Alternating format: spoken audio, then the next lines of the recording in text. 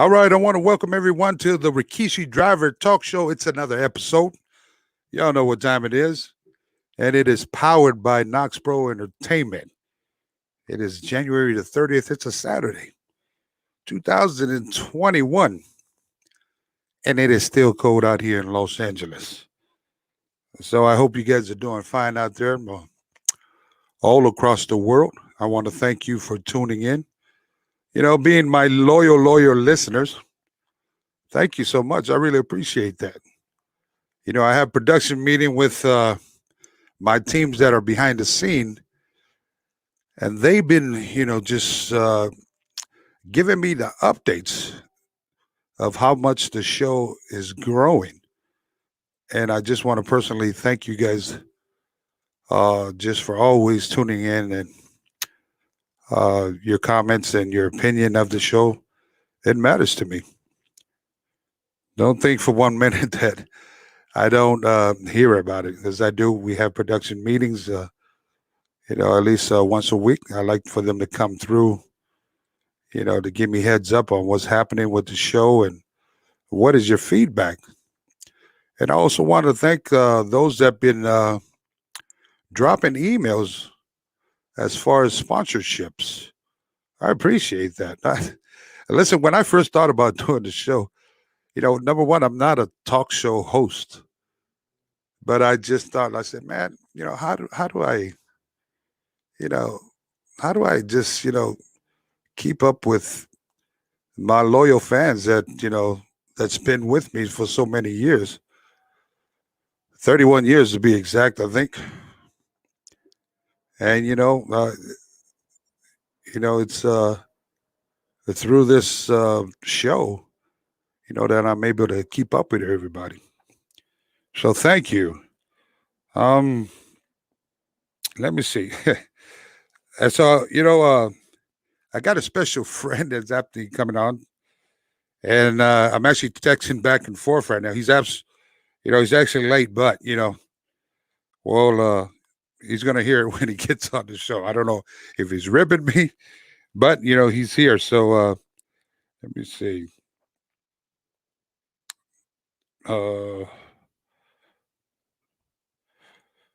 Yeah. My apologies. I'm trying to do everything at one time, and so I wanna.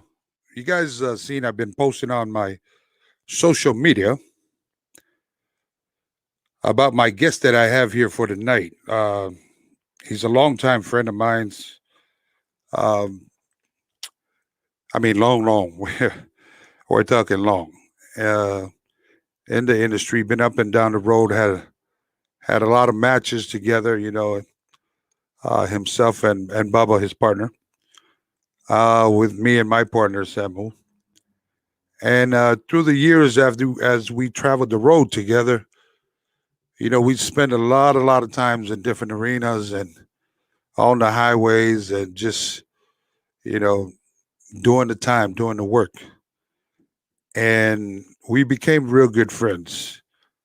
And in this industry here, you see a lot of wrestlers that are in the locker room, some come and go, but there's just certain people that you kind of mesh with. And Devon Hughes, he's actually one of those dear friend of mine in the industry. So I just want to give you a little bit of bio on Devon.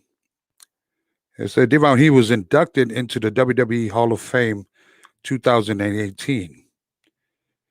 First tag team to be inducted in the TNA Hall of Fame.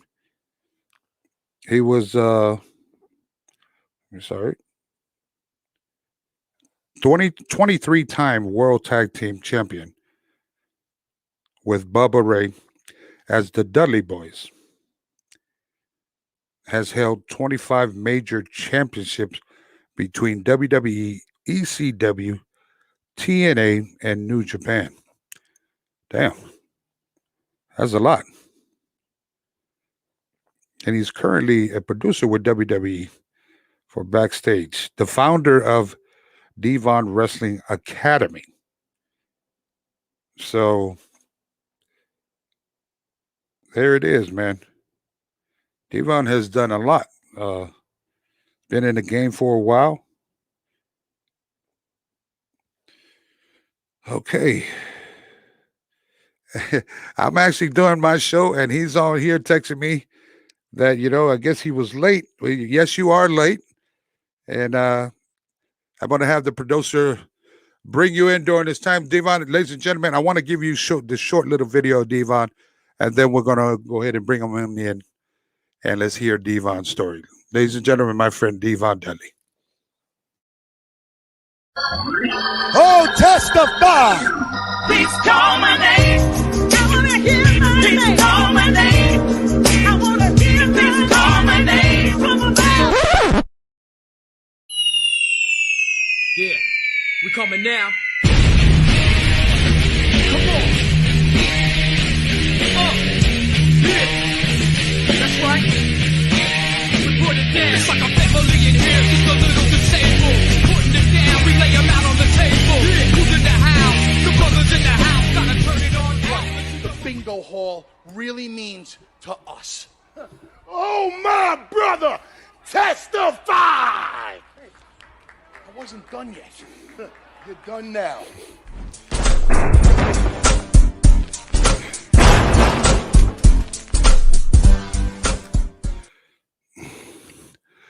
All right, listen. Devon, where are you, Devon? Are you ripping me? Oh, he's still texting me, ladies and gentlemen. He must be in the car rolling. He says, like, okay, 1 second. Hey, producer in the back scene, would you come on for a minute? Yes, sir. Okay, let's try to get Devon on. He's actually trying to click in there, and again, what is I know he's on the move. Yeah, he's on the move, right? I don't see him on my backstage area right now for me to let him in. So if you can send him the link I just resent you, he may have an older one. I'm not sure. Okay, 1 second, ladies and gentlemen. I apologize for what we're going through, but let me see. Let me try this again. Okay. Yeah. So I just sent him that link there, and let's see if he's able to tap in. My goodness, Devon. It ain't like this is your first freaking interview. You know? So let me see. I love the fact that this is live. That's my favorite part about it. Hey, we like working under pressure. we like working under pressure, so it's all good. What's that?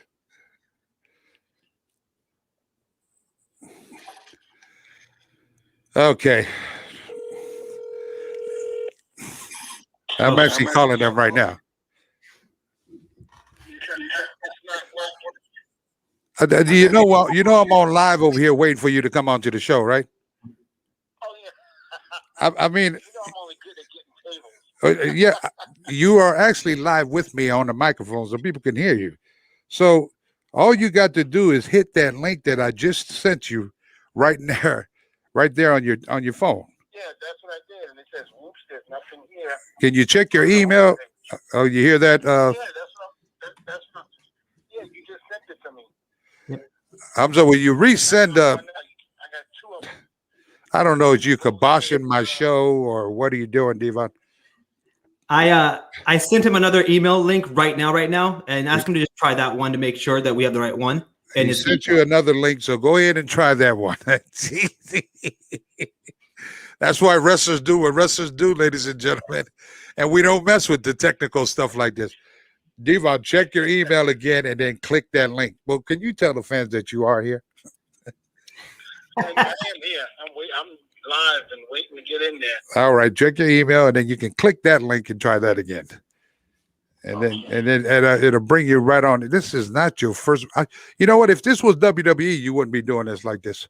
You'd be on time. First of all, you're late.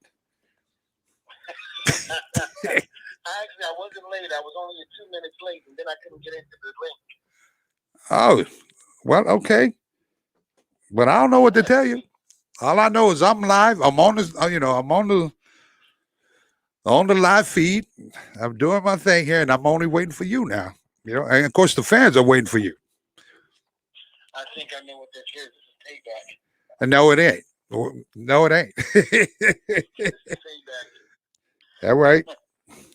So let me know, ladies and gentlemen, while Devon is trying to, to log on in. I got a feeling your guy gave me the wrong link. Oh no, he don't mess up. He gives the right link. Up to my producer, if you can just send him the link again, make sure that. Yes, sir. You know what? Let him know. I'm gonna repackage and send it to him right now. The current one that we're on. Right. I can believe that links can be broken at times, so it's all good. Okay, so what are you gonna do? We're gonna resend you another link, Devon. This is link number 5 now for you. Link number 5. See what We're gonna resend you the new link so you can finally log on in. I know how to do this because I use this on my podcast. Yeah, but I mean, why do you? I know if you know how to do this for your podcast, you should have no problem doing it for mine. Yeah, but I know right now my iPad is a little hot right now this morning. My phone is steaming hot right now. Devon says his iPad is steaming hot. I don't know what that got to do with just logging on in. But let him know I sent him one more link from the current live session we're on now, not even the old one that we sent. So hopefully it works for him. All right, go ahead and check your email. We resend you another link, and it's that new link that you will just easily tap on into, and it'll bring you right on in. All right, it says loading. 10 people can join. And do you even? Okay, here we go. There we go. Hold on. Goodbye, Devon. I'll see you on. Goodbye. All right. Should we play that video package one more time and then let him in?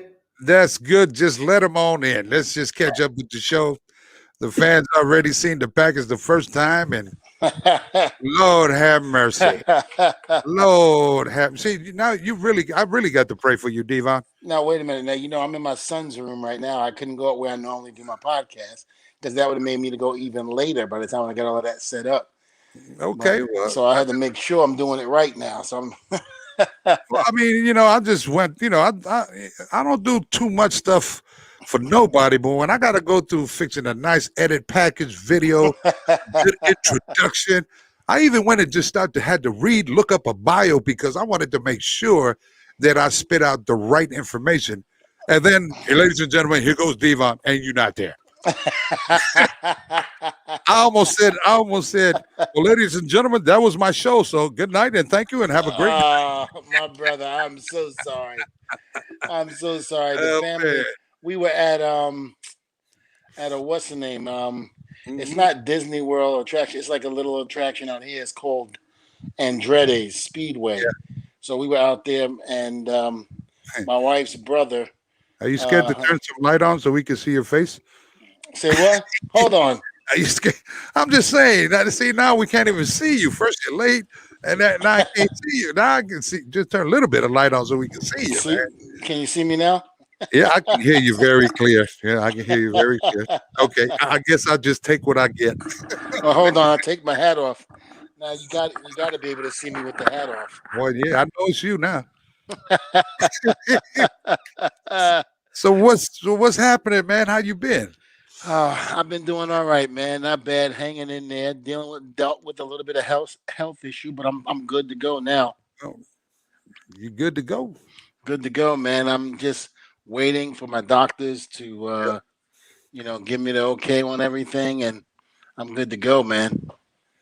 All right. Well, I mean, we all know you're a pastor, so just believe in it.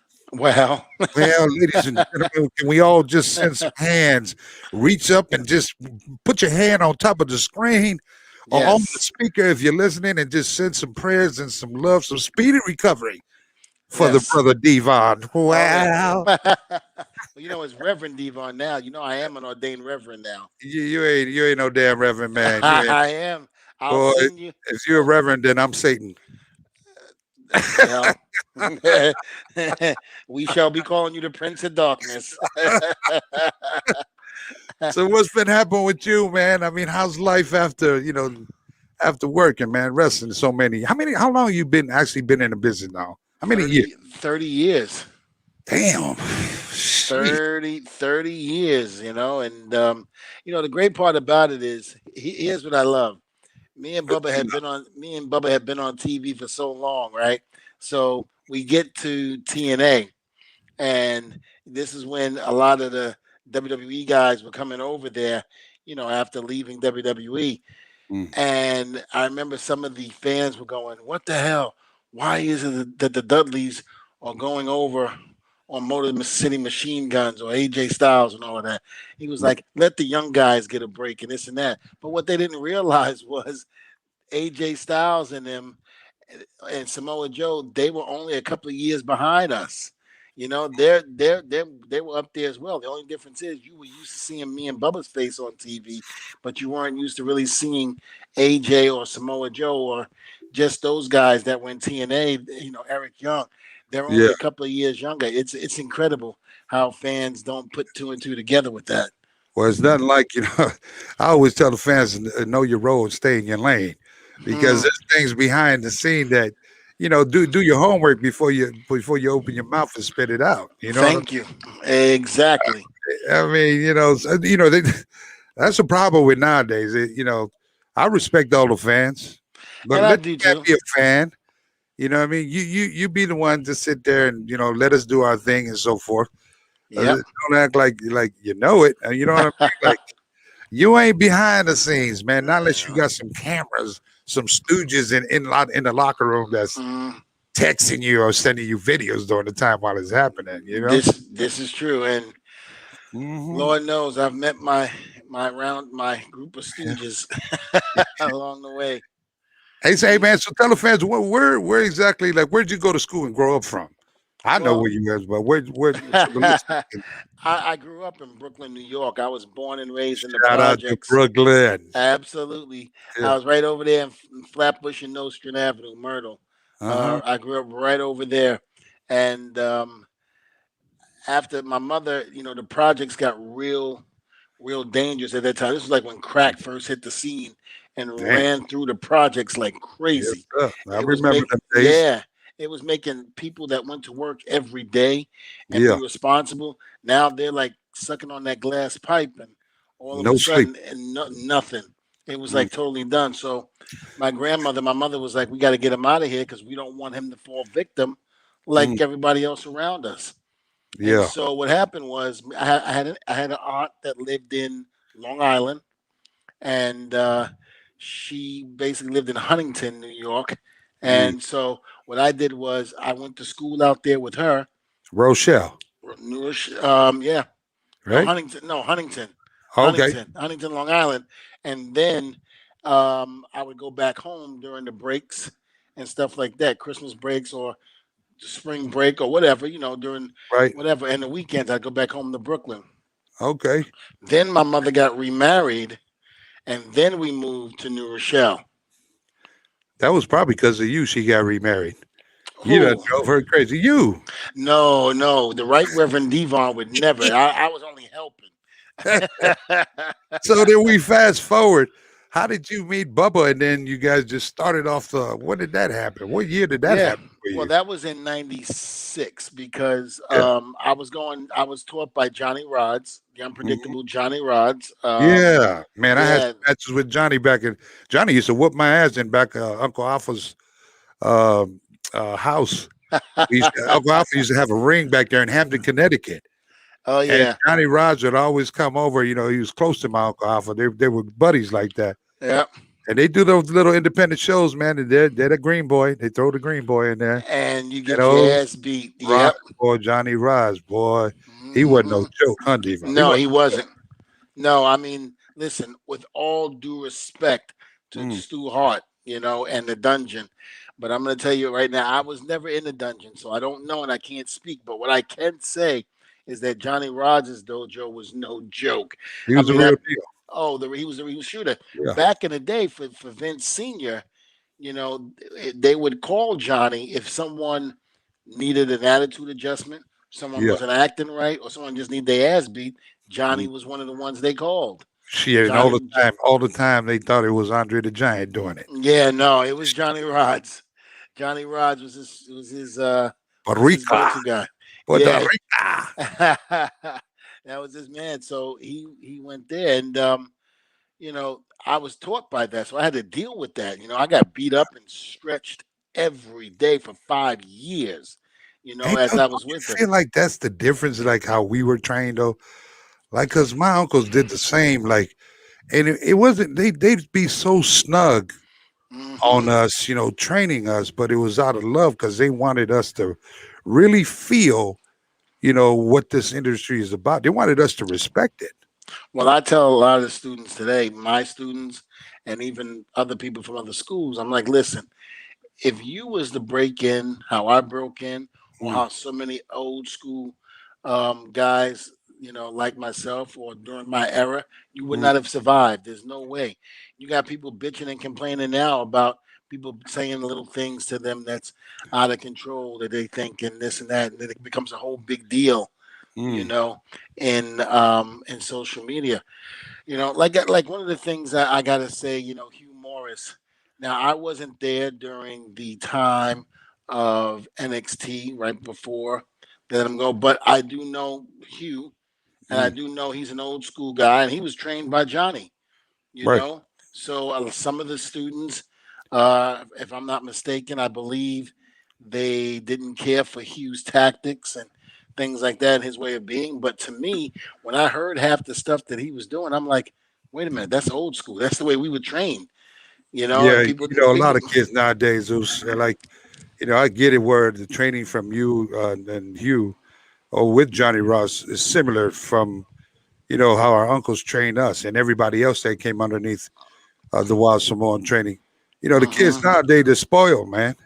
they You know are. what I mean? They're spoiled. They don't, first of all, a lot of them that come through, they just come through, they're just looking to get picked up. Yeah, right But away. yeah, they because they got the body, they got the look, and they feel like they earned the right to be there. But once Hmm. you hit that 3/4 plywood mat and them steel posts, and your ass gets slammed, and 200 something days out the year, Hmm. some of them don't even last, man. And Some of them can't even go through training 2 days in a row without, oh, I'm sore, I'm hurt, and this and that. mm, People can look at us all they want and say, oh, the two old guys are talking. But the two old guys that they're referring to, if they are saying that, we've been places where they're trying to get. That's the yeah, thing. here you go. And it's something There what you it's go. called. It's called the Hall of Famers. There you So go. as far as You I'm and I. concerned, we have the right to speak on it. Hmm. And that's the problem with a lot of the generation. I call it the microwave generation. Mm, And remember back in the day before microwaves, if we wanted something heated up, leftovers or something, we turned the oven on. We had to wait for about 10 to 15 minutes for it to get nice and hot. Then amen. put the dish in there. That was another 10 to 15 minutes, and then pull it out. And then hopefully we didn't burn it or what have you. And we had to wait for it to cool down so we could finally eat it. That was the way that we grew up. And nowadays, that's the way people don't understand in this wrestling business, where they feel like they have to put it in the microwave real quick and get it back out. No, you have to learn the game. You have to learn psychology. You have to learn how, Ingredients, yes, and how to handle yourself in and out of the ring. I mean, locker room etiquette. that's one of the biggest things. One of Yeah. the biggest things, and that'll destroy somebody easily. How many times have we seen growing up where you've had people that have had huge amounts of talent, but yet their attitude sucks, within the locker room, especially with the boys. And you and I both know, Keish, if the boys don't like you, you're screwed. Yeah, you know what? Without a doubt, man. I mean, these kids here, hey, they got to figure it out. You know what I mean? So it's always Hmm. what's best to shut your mouth, open your eyes, and open your ears, and do the work. Now, but hey, these kids, I ain't worried about them today, man. They all spoiled any damn way. Meaning Yeah, they they got are. so much opportunity that's handed to them. If you damn don't go out there and get it your damn self, then this business is not for you. Quit crying about it. Quit saying Hmm. me and all that. Damn it, you're not.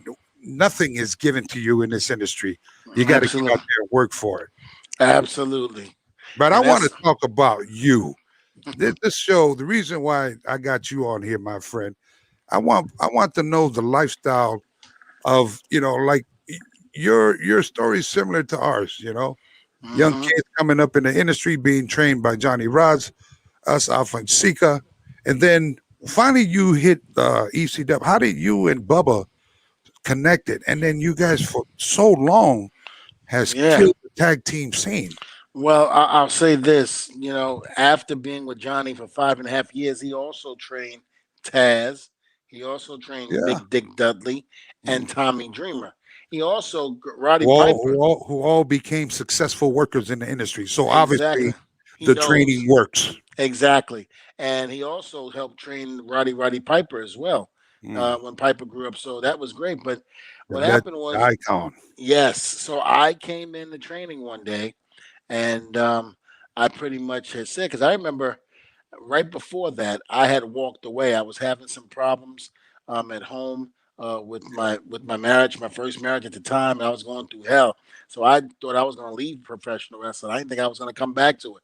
Okay, I freeze hung it right up. there. Freeze right there. What you're telling me right there, because I think this Okay. is an important subject. You know, in the business, Dion, like it's hard enough of what we do going to train, trying to make it in the business. Hmm. And I'm on my second marriage right now, and so it was always like, couldn't it have been easy if you had that support? If you had that home support, because we deal with a lot outside trying to get into the business, trying to make it to the business.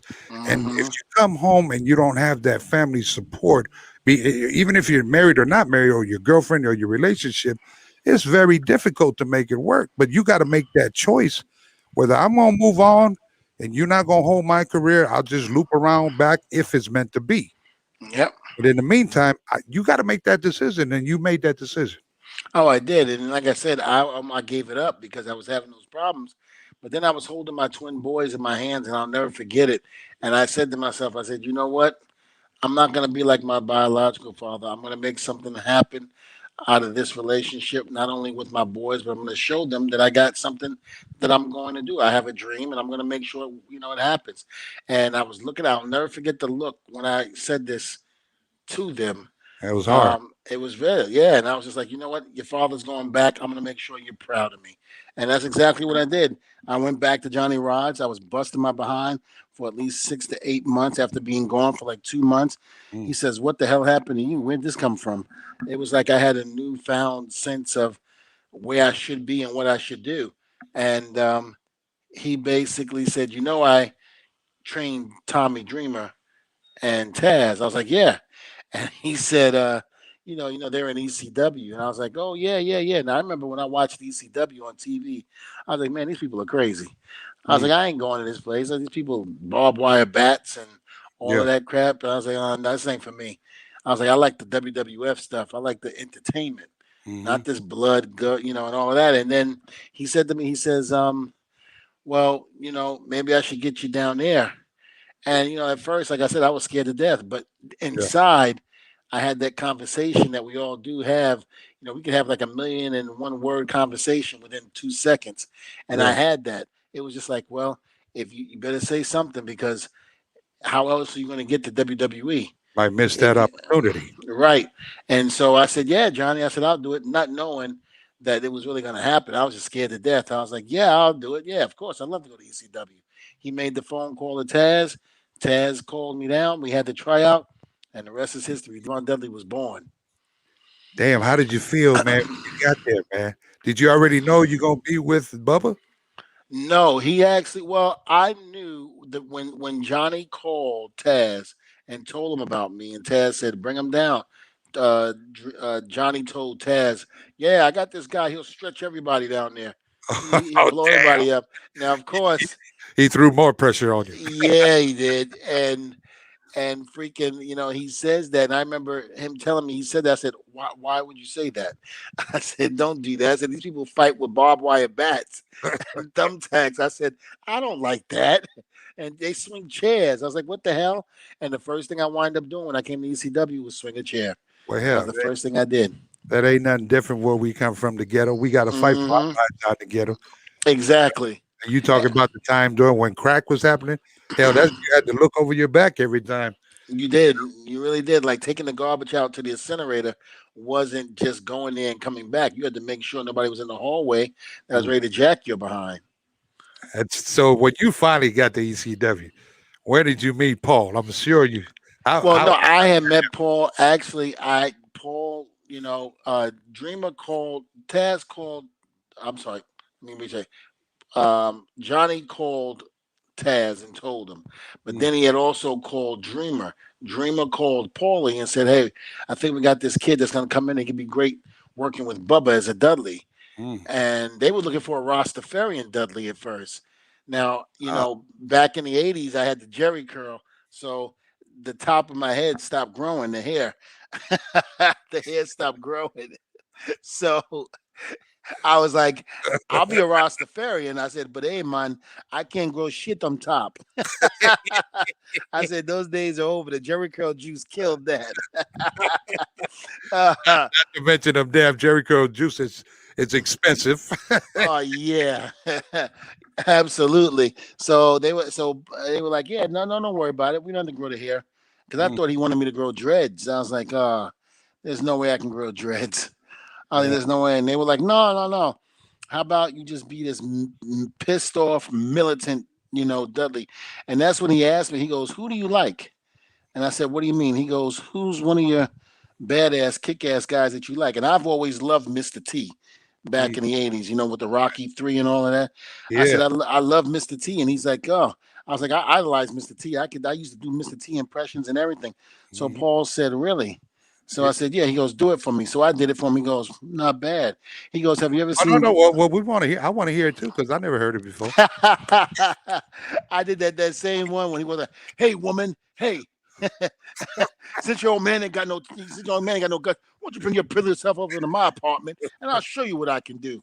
Shut Oh up, Lord. shut up, Balboa. You ain't got nothing. Yeah, you sound like damn Mr. T. Yeah, I did all of that, and then he said, Yeah.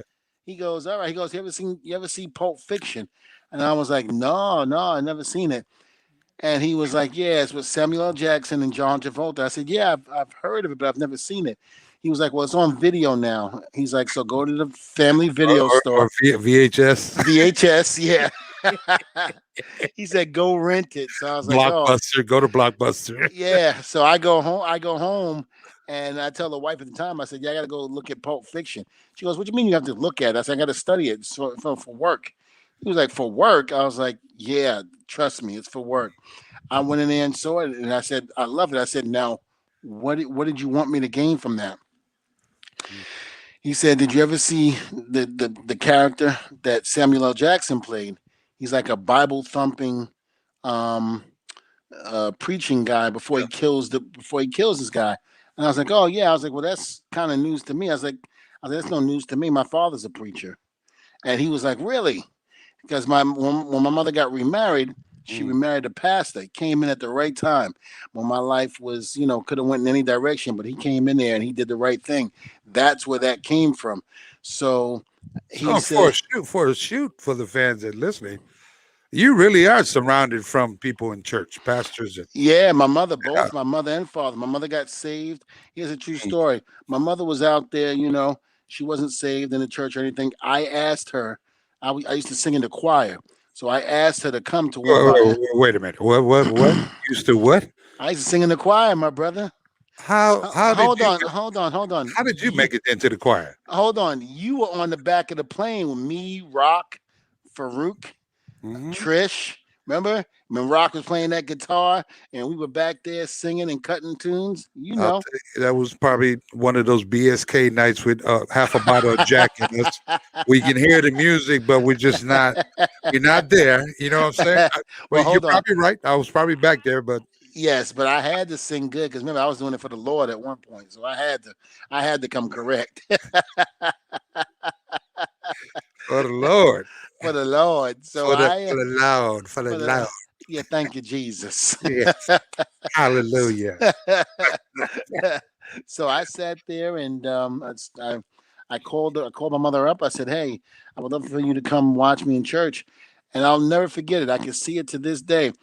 Mm. That was the day that my mother got saved. She was at the church, and she had one of those visions that she said when she saw me up there singing. She was like, I knew I had to change my life. I knew I had to give my life to God, and that's what she did. So from And that Devon, point on, how did your mom feel, man, when she finally seen her boy make it in the industry? A kid that's coming out of Brooklyn, the times, you know how you think back where you came from and where yeah. you're at. Well, here's the deal, and I said this in my Hall of Fame speech. My mother, she basically didn't approve of the wrestling at first, because, again, black kid from Brooklyn, New York, in the projects, nobody knew how to become a wrestler. Those were people that we saw that were bigger than life at the time, So when I told her I was going to be a wrestler, she lost her mind because I passed up a 4-year scholarship to play for Florida A&M, and I passed it up. So in doing that, I was like, forget it. I was like the devil at that point. You're gonna pass up a 4-year scholarship to do what? She couldn't believe it. And I remember when I did make it and I was in WWE with you guys at the time, we were in church. You know how in church the doors, they open the doors of the church and everybody, starts to leave after the final prayer and the final hymn is said. So my mother and father would wait in the back of the church, like most first families do, to greet the members home. Thank you for coming, this and that. So we're standing there. My mother looks at me and somebody says, "Oh, isn't that your son? He wrestles in WWE. My kid is a big fan of his." And Wow. my mother says, "Oh yes, oh yes, we are so proud of him. He's been we have no idea how proud we are of him. He's such a fine young man." So I did one of these. I stepped back. And she said, "Devon, what's wrong with you? Come here." I said, "Mm-mm." I said, lightning can strike even indoors. I said, "You the pastor's wife and you lying." I said, "You Wow. can't do that, Mike. You can't do that. Tell the truth." Mm. And then she was like, "Oh, he's so crazy." I always loved my boy. I said, "Mm-hmm." I said, "I remember those days when you said I was going to pick professional wrestling. It was going to be a joke." But, again, Uh, I don't blame her. And I even said this to her to this day. I said, "I don't blame you for being concerned. I mean, hell, if my son told me he was going to pass up a 4-year scholarship to play football, to go into professional wrestling, and at the time when we knew nothing about professional wrestling, yeah. I couldn't blame her for being upset." I mean, were you upset now? Because now you got kids, you got twins. I got a set of twins. How did you feel when your boys came, like talking about, they want to go into the family business now? I didn't like it. I hated it. Me too. I hated it, did not care for it. And I told them no, And why was that? Why didn't you like it? because I didn't want them to have to deal with the same heartache that I had to go into this business. In other Amen. words, the roughness and how we It's got our hard. butts kicked. Yeah. And even though that made us who we are today, still you don't want your child to go through that. You want them to be easy. You want them to go through easy. Like for instance, I get pissed off, when my sons used to have their regular jobs and their boss used to say something stupid to them, but I Yeah. had to learn how to step back and let that happen and let them take care of that instead of daddy fighting battles all the time. Yeah, I mean, the same thing, like, I guess that's the father figure in us. Mm-hmm. It's what our kids can't see and don't understand. Sometimes with our own kids, it's like when you give them the advice, you can be given the same advice, but when a friend or somebody else tell them it's the same advice, somehow they compute. Yes. It's Yes. like you feel like sometimes like we're too old, we don't know what we're talking about. Mm-hmm. Do you ever get that sometimes? I get it all the time. Yeah. I get it all the time. Like my kids look at me sometimes like, Keish, here's the deal. I could tell them, listen, don't do this and don't do that in the ring. And they're like, "All right, Dad, no problem." And they'll do it anyway. But Yeah. let you tell them or somebody else other than me, and they'll be like, "Oh, okay, yeah, I see that." Yeah, It's but it's very who better to tell them the truth?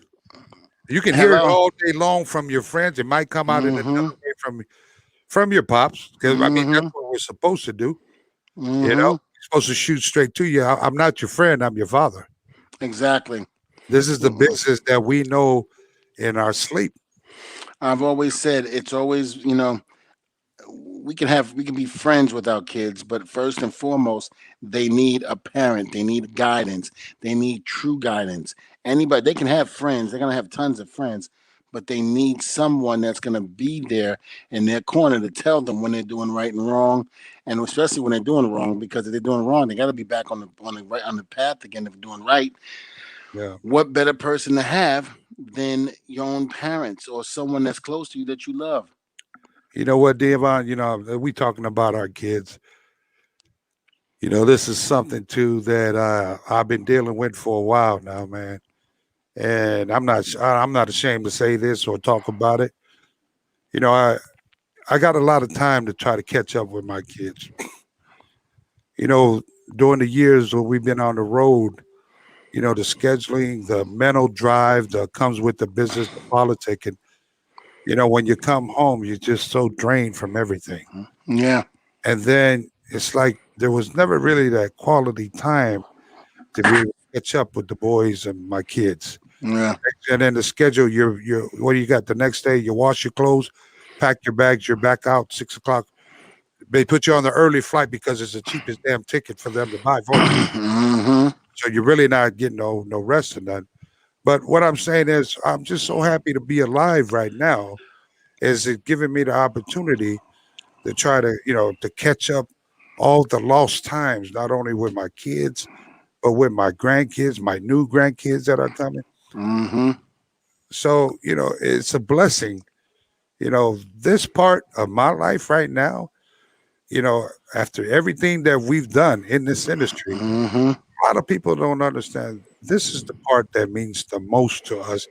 And it's the struggle for a lot of us because sometimes I can't get around as much as I used to because, the aches and pains of the industry that's left on my body physically. Yeah. And not that I don't want to come see you, baby. But Papa, just my hip, you know, it's giving me a hard time to get around. Some of us are in a wheelchair. Yeah. Yep. And that's the thing that, I try to avoid, in one aspect in terms of, I try to still stay mobile. I started, still Hmm. do what I did when I was talent. You asked me that question earlier. What am I doing to myself? I'm still trying to make things as normal as I possibly can. And what I mean normal is do what I've been doing for the past 25, 30 years. That's normal to me, with the exception of if there's time to be with my kids and my family, then I do that. I've learned after two marriages that, I had to put them first and foremost, Yeah. because I've always put the business first. The business came first before anything, and that was wrong. I should have never done that. Well, My, in our mind, we're young. We just chasing that paper. As mm-hmm, long as we come home and we see a roof over their head, mm-hmm. and the refrigerator is full, Oh, yep. not empty like it used to be in our home. Mm-hmm. We want to give you a better life. Exactly. So I'm not saying that everything we did was. You might look at it was selfish, but when you're in the grind in this industry, and now they're gonna go through it too as well. Mm-hmm. You just tunnel focus on make sure that paper is coming every week. That Yeah. paycheck. You try to stay ahead of the game of the politic and in the industry to keep those bookings coming. Yep.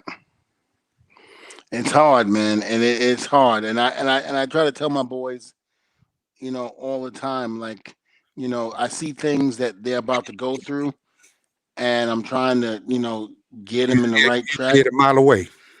I see them a mile away, and they don't. And I know sometimes they get upset with me because they don't see what I see. But it's only until it happens, and then they come to me and say, "Well, Dad, you were right. Thank you. Yeah, Mhm. you were so right." But see, I don't want to be that person that says, "I told you so." Yeah. I want to be the one that said, "Yes, I prevented it from happening. I'm glad you didn't have to go through that." But it's very hard, especially because my boys now are 25, soon to Mm. be 26, and it's just hard for them to think that daddy knows everything. And I don't know everything, but I know enough to see things that the mistakes that have been made before, I can see them about to be made now, and I'm trying to prevent you from going through that. And that's one of my biggest things. As a parent, in this industry, we're so used to having our guard up, man. Yep. Like we know what happened to us, Mm-hmm. but I'll be damned if you're gonna do that to my baby. Yep. Exactly. But here it is, my baby. We got to kind of back up now because baby are young men now. Yeah, and it's hard, Keish. When I see, like some of the dealings in this business with promoters and how they treat certain talent and things that they say, Yeah. I'm sitting up there going, how the hell am I going to be able to sit back and allow my boys to go through that? But I got no other choice. I have to. They got to learn like I did.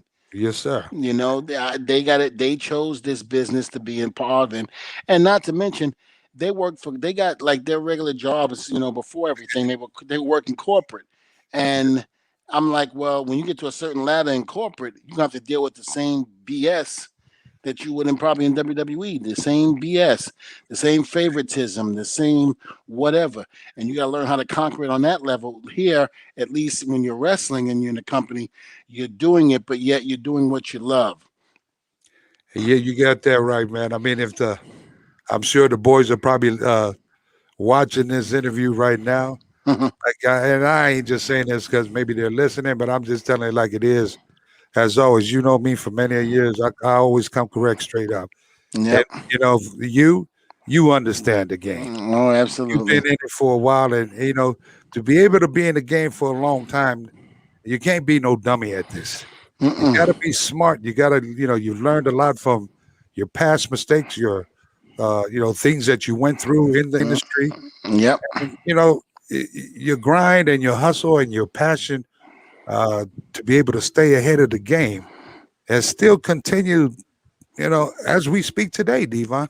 Yeah. So that speaks volume in itself. I mean, You got to let them grow. We both got to let them grow. absolutely. And Keish, a lot of us, during our era, they're not doing as well or what have you. But, I look at it this way too. Me getting a producer's job, working behind the scenes, not everybody can do that. And I'm gonna put it out there, and I'm not afraid to say it, but African American to be in this type of position, that's unheard of. So, and I'm not saying that I was brought into WWE because I'm black or anything. No, no, no. That's not what I'm saying at all. But they understand the knowledge that I have that can help tag team and just not only just tag Yeah. team, but just wrestlers in general, you know.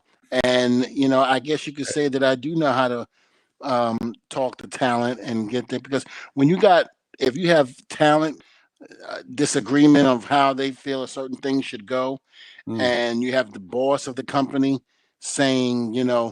well, it's going to be this way and that's it.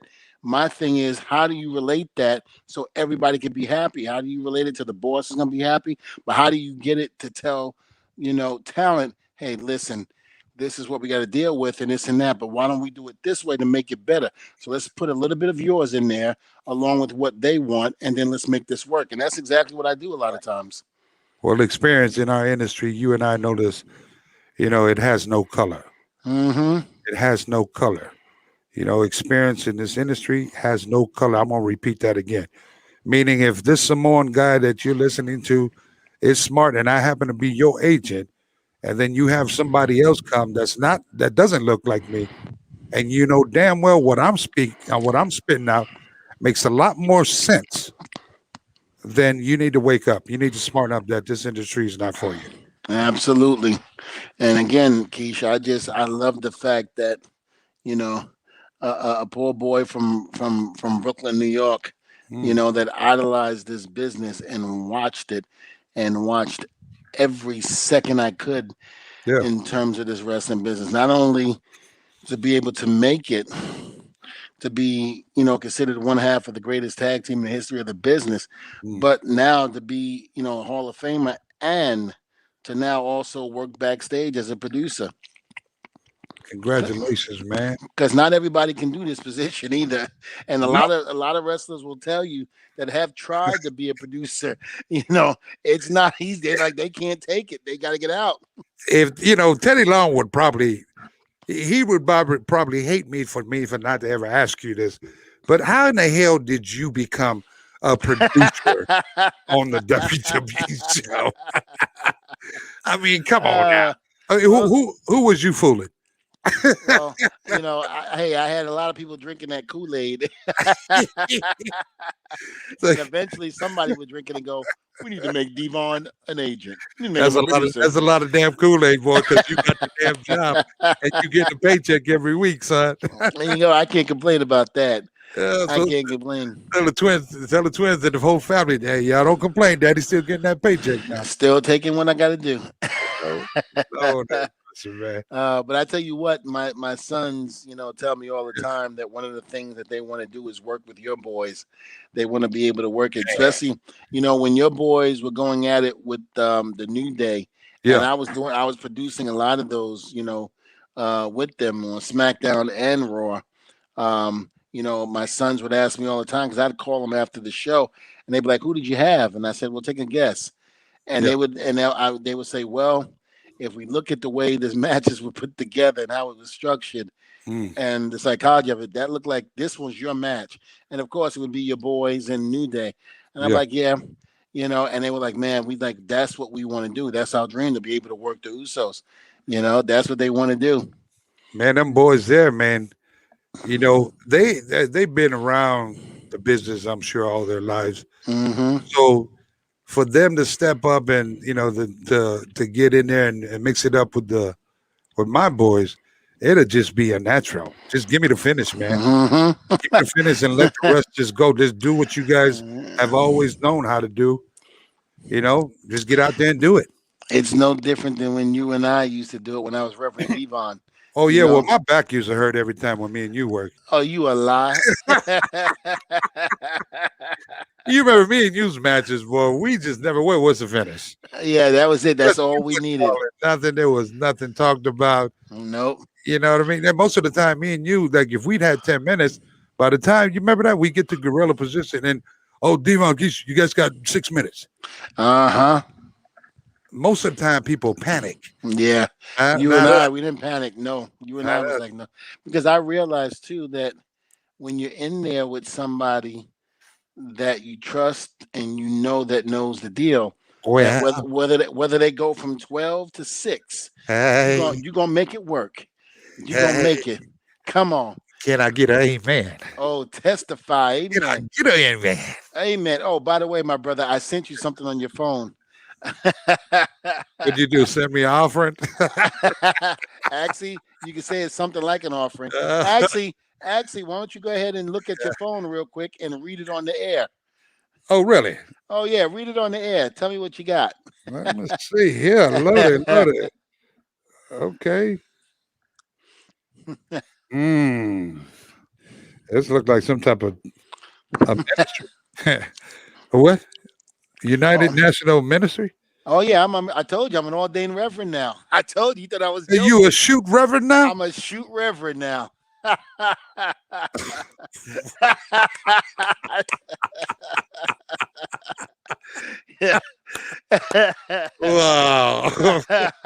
I am a shoot reverend now. I don't even know what to think. That's just a whole new different show. That's got to be a whole new different show. Maybe we can put it on a gospel channel or something. We'll bring in Teddy Long, Ron Simmons, Godfather. Yes.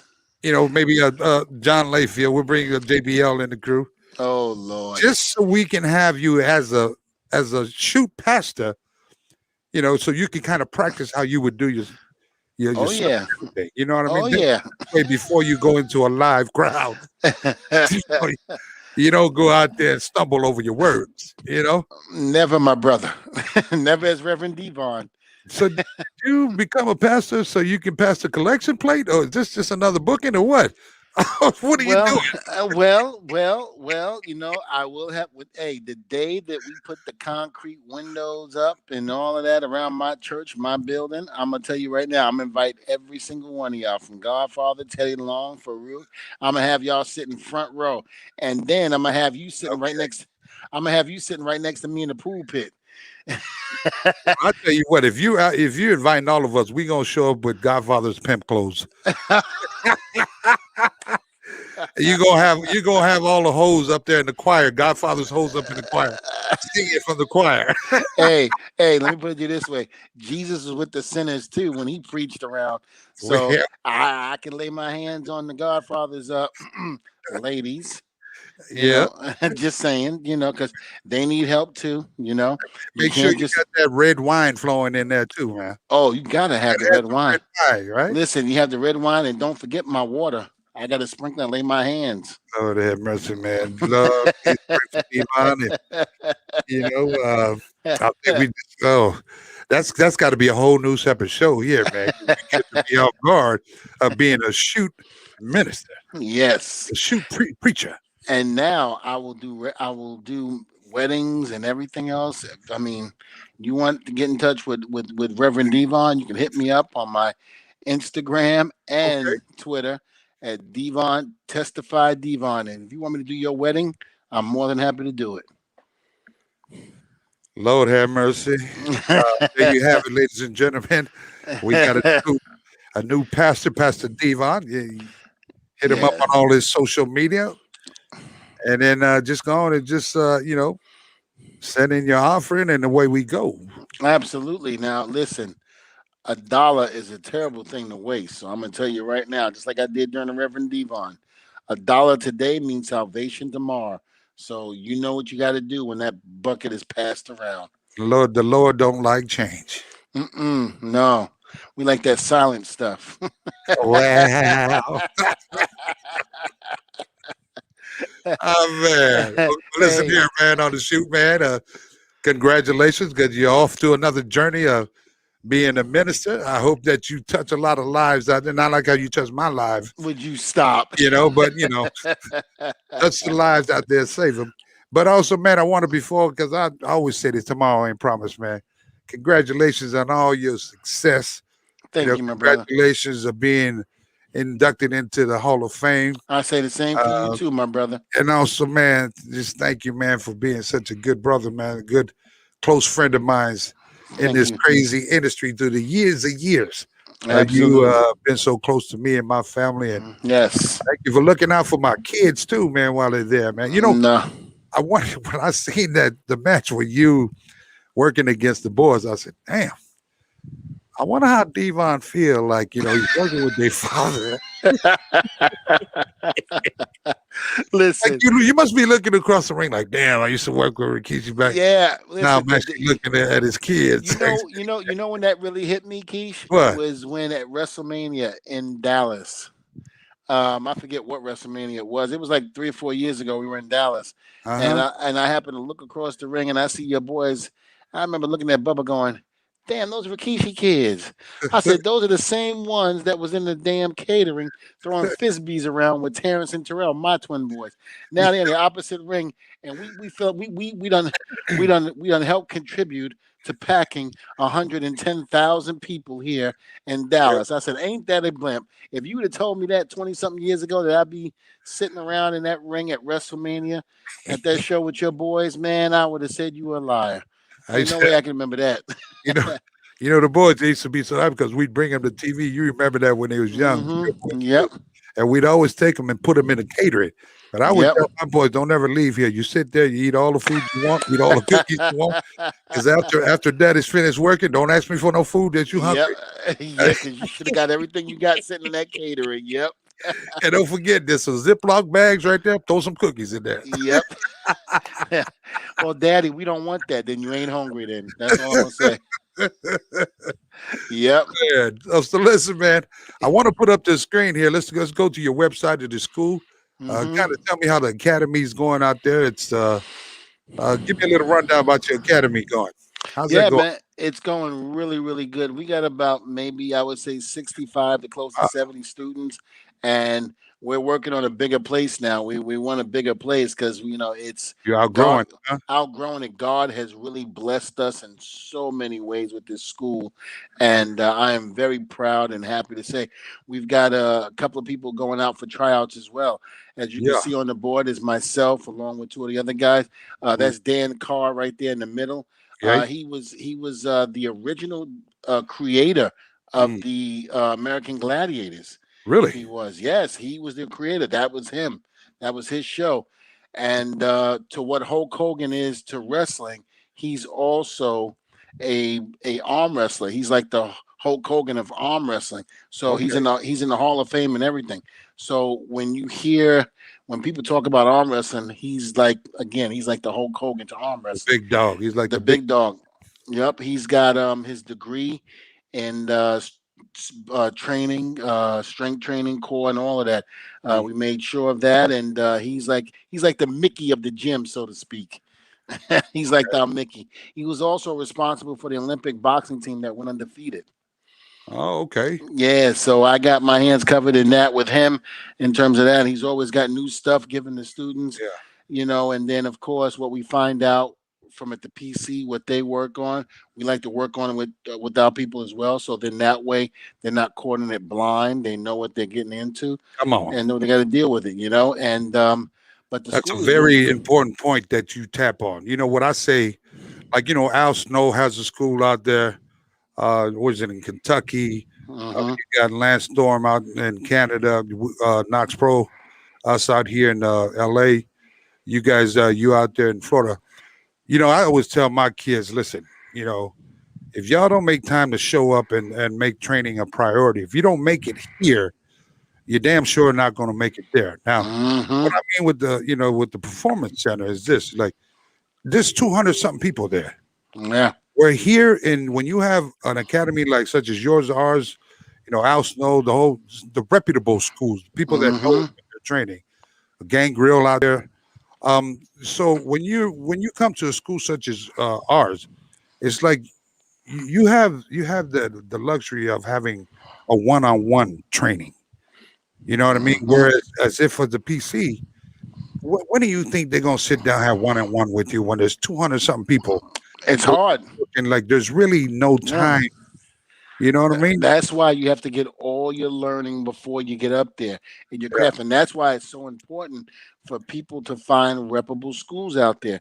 Don't just get a school when a guy opens up a warehouse, puts a ring in it, and says, right. okay, this is a dojo or this is a wrestling school. Meanwhile, he's never been where you're trying to be. He was never at WrestleMania, never on Monday Night Raw or SmackDown. And again, the old joke that we used to say back in the locker room, Keish, but it's true. Who did they ever beat? Amen. Who did they ever be? Who did they ever be in the ring with and deal with?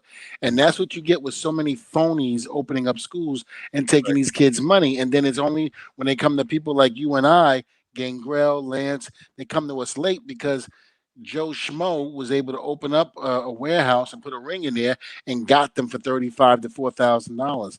And I'm like, Yep. dude, you would not have had to spend all of that if you would have just took the time to look into your school. Listen, you want to be a doctor or a lawyer, you're going to find the best you're going to find the best school College. for lawyer, college, or medical, around. You're not going to Oh, just give it to some guy that opens up something in his house and going to teach you about science and how the body works. No, that's not how it works. yeah. Find a reputable school. And some of them are lazy too, man. Like, I mean, if you're lazy, you know that there's a reputable school 4 hours from you, but yet you got a friend that's an hour from you. Which school are you gonna go? You gonna go to the guy Hmm. that's convenient, or you gonna go to the guy and make the sacrifice? Remember this Yeah. word, sacrifice. Yep. You're gonna make the sacrifice to go the right place that's gonna give you the right knowledge, and also help you open doors for you when you're ready to go through. Absolutely, my brother. There's no, Testify there's no indeed. shortcuts. None. And the ones that do have the shortcuts are usually the ones still on the outside trying to get in. The stooges, Hmm. you know.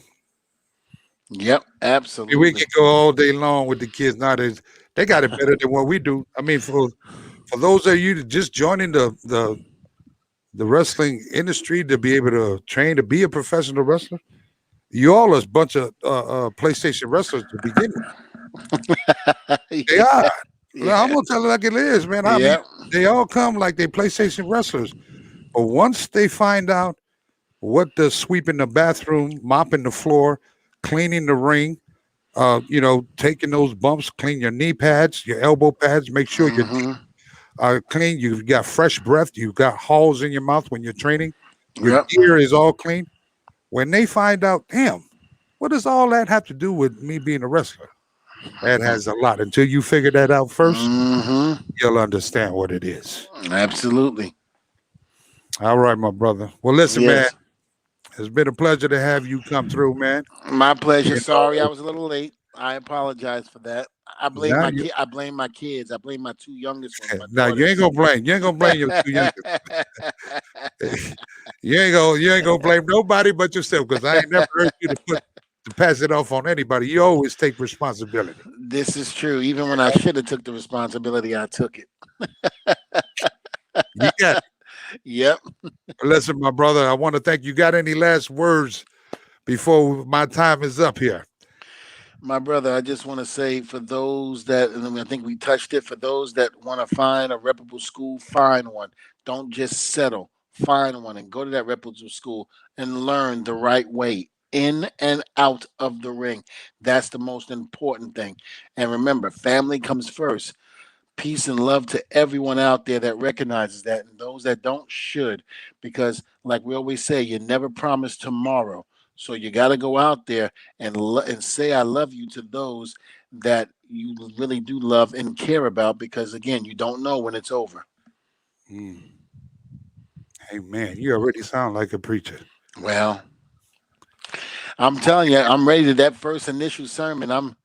I'm ready to go. I'm ready to tell it and preach it. Give us the listeners the website to the school one more time and how people can follow you. Absolutely. It's Devon, it's DVON academy.com. And again, you can catch me on Instagram and Facebook and Twitter at Testify Devon. And let me know what you think. And if you're ready to come down, if you're in the Florida area and you want to stop by to see the school, by all means, come on by. Love to meet you and see what you got. All right, my brother. All right. Take this time to say thank you again. Much love and respect to you always. I want to thank you for just being just as real as they come. And you've never Thank you. switched up from the day one when I first met you. Thank And you, my brother. thank you for helping changing my boys' diapers back in the day too in the locker room. Unless you I'm gonna tell him that too. I'm like, boy, you hit me that hard. I used to change your diapers. but you take care of yourself, and we'll link up soon down the road. All right, my brother. You too. I'll talk to you soon, Keish. I love you, my man. Much love and respect. Love you, my brother. Well, there you have it, ladies and gentlemen. Again, the one and only Devon Dudley. Man, I can't believe he's a pastor. What? I can't believe Devon's a pastor. All right, well, listen here. Make sure you guys check out his school out there in Florida. And follow all his social media. Check out the website that he also posted up as well. And I want to say this, ladies and gentlemen, that, you guys stay safe out there. Be good to one another. Live your life. Live your life. As I do all these shows here, hopefully all the stories from different guests that come through, such as Devon for the night, which caught me off guard as being a pastor, a shoot pastor. Well, I guess that's what he had in his past plan after wrestling, and he's got it. And so what I'm saying is, whatever you got set, man. Tomorrow ain't promised. Get out there and get it. Do what needs to be done to be able to make your dreams or your plan or your goals become reality. So I want to thank everybody again for tuning in. Thank you for all the love there through Cash App and Venmo. Continue to follow all the social media platforms of Knox Pro. That's KNOKXPRO.com. And all their social medias on Twitter, Instagram, Facebook, on Knox Pro Entertainment. And also make sure you tune in. It's every Tuesday. It is the LIW, Live Interaction Wrestling. It's something that has never been done. So I want you guys to bump on over to Twitch every Tuesday. Make sure you click that reminder button that comes out on Knox Pro Entertainment and also my page. And make sure you just go on over there because they got things going on to where you can actually bid, like for a stop sign.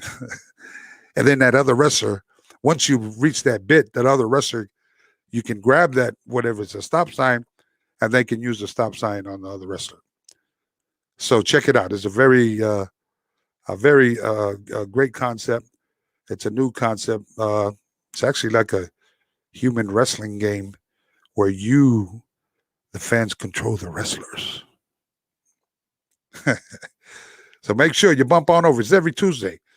Knoxborough Entertainment, LIW. It's I Am Wrestling Fans. Live Interaction Wrestling. All right, ladies and gentlemen, that is my time for tonight. And remember, each one teach one, and it's free to be kind to one another. Good night.